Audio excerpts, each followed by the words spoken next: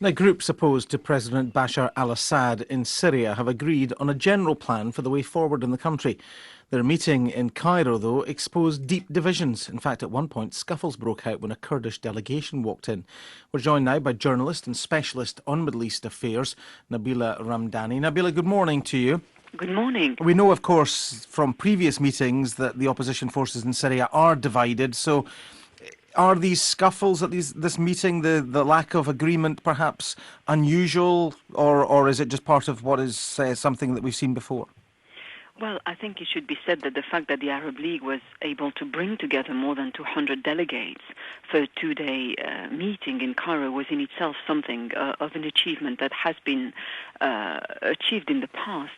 But the meeting was far from a success, and there was a strong sense that no progress has been made in trying to put together a united, viable opposition that could represent a credible alternative to Assad. And the opposition has also been weakened by the divisions amongst world leaders as how to deal with the situation in Syria. But the Syrian opposition has been notoriously fragmented, and there have been, as you mentioned, several attempts in the past made by the international community to unite this very fractured group, not least because they are opposition groups based abroad and within the country, but they also represent different ethnic and religious views. And are those the fault lines within these groups?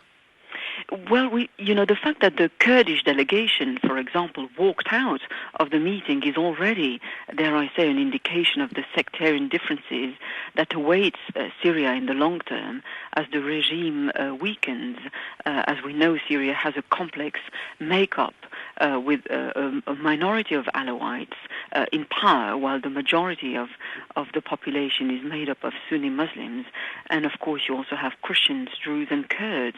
And the conflict is increasingly taking place along sectarian lines, which is already visible on the ground. You talk about the Assad regime weakening. What evidence do we have for that?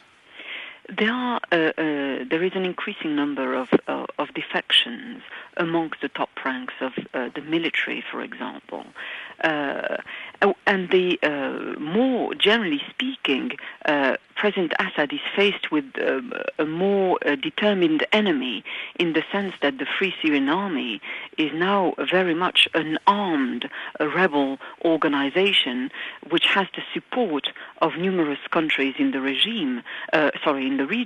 It is armed, for example, by the Gulf countries, the Qataris and the Saudis notoriously, and weapons are being smuggled through the very porous Turkish borders.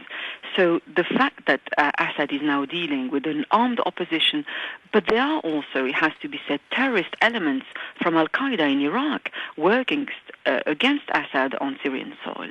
And this is likely to intensify the already horrific situation on the ground and the armed conflict. The armed conflict will escalate. But we have members of the UN, Security Council and others calling for Assad to go, for there to be a change of regime. But is their argument weakened by the fact that there is a lack of agreement within the opposition forces and, as you say, a lack of a potential credible alternative government? Well, the discussion on a peaceful political transition is not new. It was, in fact, the first proposal put to vote to the UN Security Council, a proposition which was vetoed by Russia and China. It was also included, remember, in the Kofi Annan six-point peace plan. So, again, there's nothing new in this proposition. And the fact that there is no semblance of a united opposition front means that there is no chance of advancing any proposition for a transitional government. Okay, thank you very much indeed for that. That's the specialist on Middle East affairs, journalist Nabila Ramdani.